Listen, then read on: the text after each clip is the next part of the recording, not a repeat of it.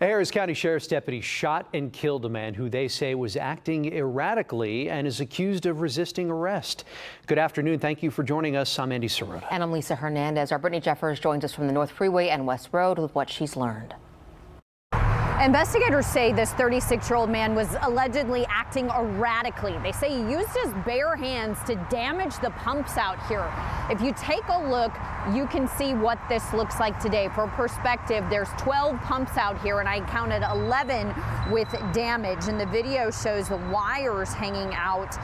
We learned from deputies it was a driver of an 18-wheeler at the gas station who called authorities around 3 o'clock in the morning when he saw the suspect out here this morning. Now, when deputies arrived, they say they tried to get that man into custody. They say he originally complied, but then things took a turn. In the beginning, he started to comply. He laid down.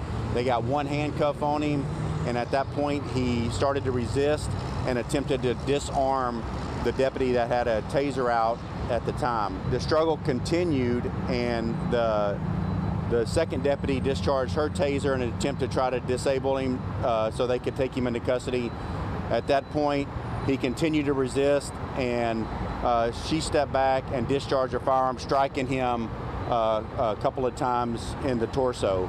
The assistant chief went on to say that the suspect did get a taser away from one of those deputies, and it was the female deputy who shot that suspect multiple times in the torso. The 36-year-old man was taken to the hospital where he underwent surgery, but this morning he later died. Now, as far as the deputies are concerned, I learned the female who shot the suspect was not injured. The male deputy suffered some cuts and some lacerations to his face. We learned during that struggle he is expected to be okay and will be released from the hospital. Of course, this is still an ongoing investigation. I did ask the manager here at the gas station if they knew the extent of the damage to these gas pumps.